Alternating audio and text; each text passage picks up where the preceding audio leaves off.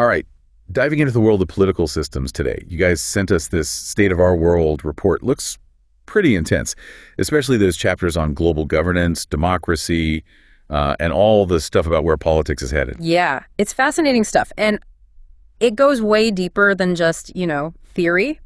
It gets into how countries are dealing with each other, who's got the power, and even those organizations trying to keep things, well, from going completely haywire. Okay, so let's break it down, starting with global governance. The UN is still front and center, right? Even with all its issues. It seems like the main stage for international stuff. It is. Especially when you think about goals like peace and human rights, they're still the go-to. But the report makes it clear there's this tension, almost an identity crisis. A lot of talk about big changes, especially with the Security Council. Yeah, the Security Council. Kind of like an exclusive club where not everyone feels welcome, let alone heard. The report specifically mentions India and Brazil wanting in. And then there's that whole veto power thing. Exactly. Those 5 permanent members, the US, Russia, China, France, and the UK, having that veto power is looking more and more like a roadblock. It's a relic of, well, the post-World War II world. Many experts think it's time for a major rethink. Imagine trying to make a decision, but one person can just shut it all down, no matter what anyone else thinks. Yeah, not very efficient. But wouldn't adding even more permanent members to the council just make it bigger and harder to manage? Wouldn't that risk even more gridlock? That's a real concern. The report digs into all the complexities of reforming the Security Council. Some suggest different voting systems, maybe weighted based on things like population or economic influence. Some even say get rid of the veto power completely. Each option has its pros and cons, of course. Sounds like a puzzle with no easy answers. It's pretty wild how something meant to keep the peace is now facing a legitimacy crisis decades later. It shows how global power is always shifting. These institutions need to keep up. It's not just the UN either. The report also looks at groups like the European Union. Right, the EU. Always held up as the model of integration and teamwork. But even the strong ones have their cracks, huh? Brexit was a big wake-up call. The UK's exit exposed some serious tensions and anxieties within the EU, showed how hard it is to stay united even when countries share goals and values. Good point. Like a reminder that global governance, whether it's international or regional, is always being tested. This constant back and forth between working together and looking out for number one is pretty fascinating. Absolutely. And speaking of push and pull, this dynamic plays out big time when we look at democracy itself. The report actually points out this kind of interesting but kind of worrisome paradox. A paradox. Oh, I love a good paradox. Tell me more.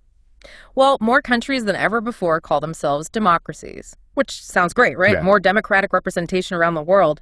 But here's the catch. The report says we're in a 16-year decline when it comes to how democratic things actually are. Wait, so more democracies, but less actual democracy. What's going on there? That's the alarming trend the report breaks down.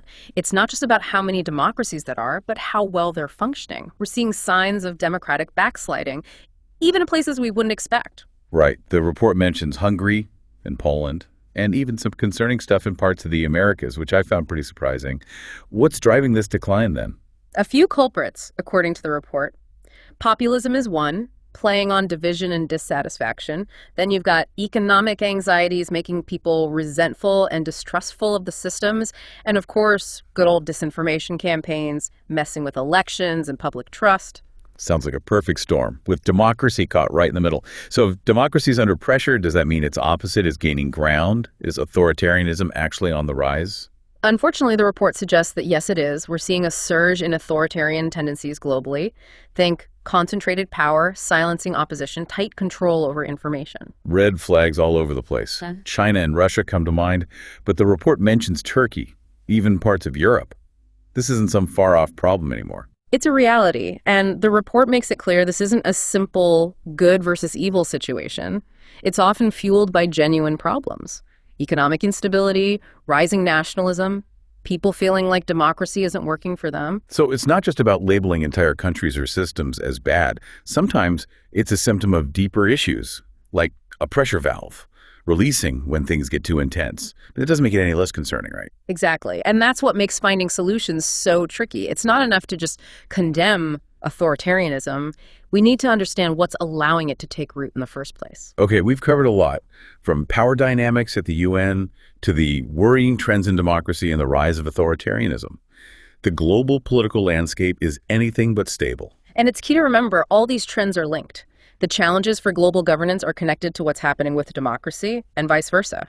It's a whole web of cause and effect. Absolutely. But before we go full doom and gloom, let's switch gears a bit. What does the report say about solutions and reforms? What can actually be done to strengthen democracy and global cooperation with all these challenges? That's where we'll pick up in the next part of our deep dive. We'll get into those specific policy challenges and the potential reforms being debated on the world stage. Welcome back to our deep dive. Time to shift gears a bit from, diagnosing the problems to actually looking at potential solutions. And that's where this chapter on policy challenges and reforms gets really interesting. Okay, let's open up that policy toolbox. What kind of solutions are they talking about for all these global issues we've been discussing? It feels like we're at a real crossroads with democracy and authoritarianism sort of battling it out. You got it. And the report doesn't shy away from that tension. One of the biggest issues it tackles is climate change. And it emphasizes that this isn't just an environmental thing, it's political, economic, the whole shebang. Makes sense. We're already seeing the impacts everywhere, right? Rising sea levels, crazy weather events. It's going to take some serious global cooperation to tackle this effectively. What specific policies are they looking at? A big focus is this transition to a low-carbon economy, basically phasing out those fossil fuels that power so much of the world and going all in on renewables, solar, wind, hydropower, all that. So changing how we power our societies, basically. That's a huge change, right? Massive investments, rethinking our whole energy infrastructure. It's a big one, no doubt. But the report says it's not just necessary for the planet's sake, it's becoming more and more economically viable. The costs of renewables have dropped like crazy recently, so they're way more competitive with fossil fuels now. So the economic argument's getting stronger. But what about those who say ditching fossil fuels will kill jobs and hurt the economy? That seems to be the go-to argument against it. It's a valid point, and the report addresses it.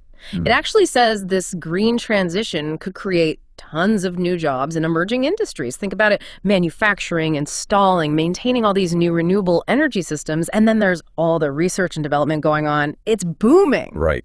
A whole new sector ready to explode with opportunities we can't even imagine yet. Kind of like comparing, the horse and buggy days to the rise of cars. Perfect analogy. And it's not just about energy either. The report digs into this idea of sustainable development, making sure everyone can thrive without, using up all the planet's resources. So finding that balance between economic growth, social equity, and protecting the environment sounds like a tall order. And I'm guessing this isn't just like a nice bonus. It's crucial for long-term stability globally. Absolutely. There's a whole section in the report about the Sustainable Development Goals, the SDGs. They were adopted by the UN back in 2015, and they lay out a plan for tackling a bunch of global issues. Poverty, hunger, education, healthcare, you name it. Yeah, the SDGs are getting a lot of attention these days. You see them everywhere. But are they just some lofty goals, or can they actually make a real difference? That's what everyone's wondering. The report acknowledges that it's really tough to put these SDGs into action. Getting the money, making sure everyone's accountable. It's one thing to set big goals. It's another to actually achieve them. Right, like having a fancy blueprint for a house, but no materials or builders to actually make it happen. Yeah. Turning those goals into action takes commitment from everyone, not just governments. Businesses, individuals, we all have to be on board. Exactly. And this is where the report stresses the importance of good governance. It's the glue that holds it all together. It means policies are implemented fairly, resources are used wisely, no one's left behind. Like the operating system that makes all these different programs run smoothly. But we talked earlier about the problems with global governance, like the UN struggling to keep up. Is the current system even up to the job? That is the million-dollar question. The report highlights those limitations, yeah.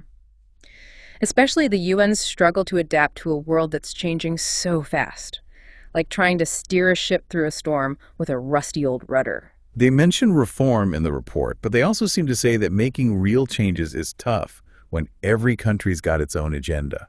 It's like herding cats, right? Everyone looking out for themselves, even if it hurts the group as a whole. Classic dilemma.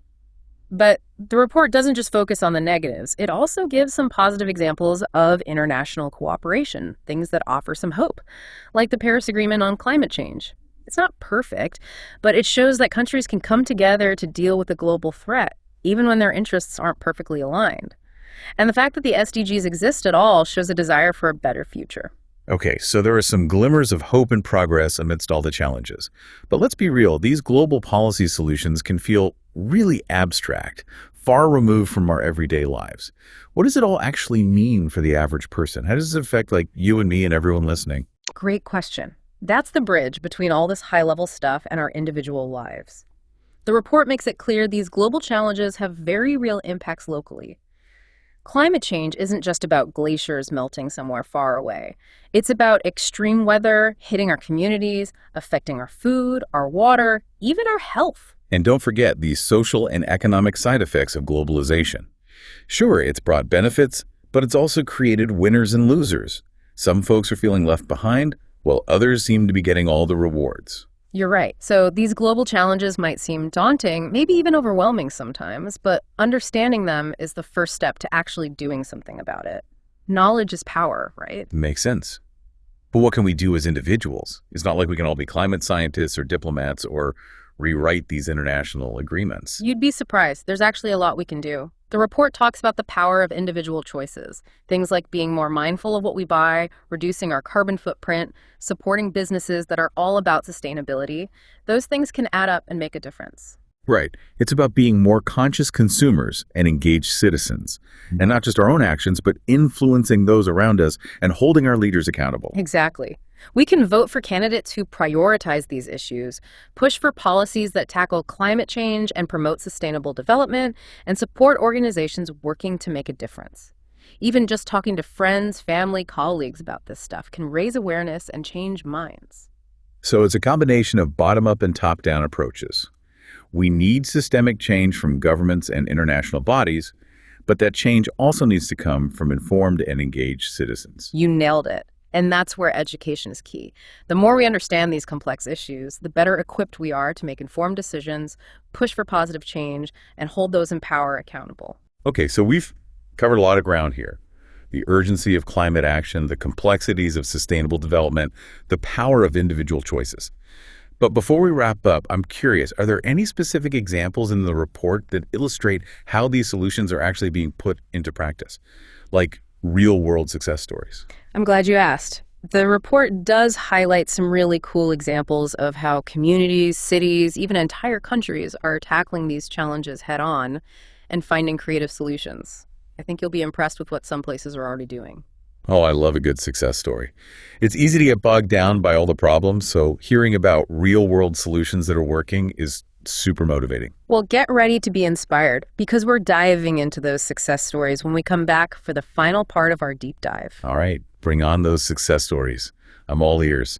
It's one thing to talk about the challenges, the what ifs and the could be's. Yeah. But seeing how things are actually working out there in the real world, that's what gets me going. I hear you. And trust me, this is good stuff. The report has some amazing examples that really show what we can do when we put our minds and, political will to work on solutions. Okay, let's dive in. Where do we start? Let's jump into the world of renewable energy. Remember all that talk about getting off fossil fuels? Well, Costa Rica, they're a shining example of what's possible. They've actually been generating almost 100% of their electricity from renewable sources for, years now. Hold on, seriously, 100%. That sounds almost too good to be true. How did they manage that? It wasn't magic, but it's pretty close. They did a bunch of things, invested heavily in hydropower, geothermal, wind power.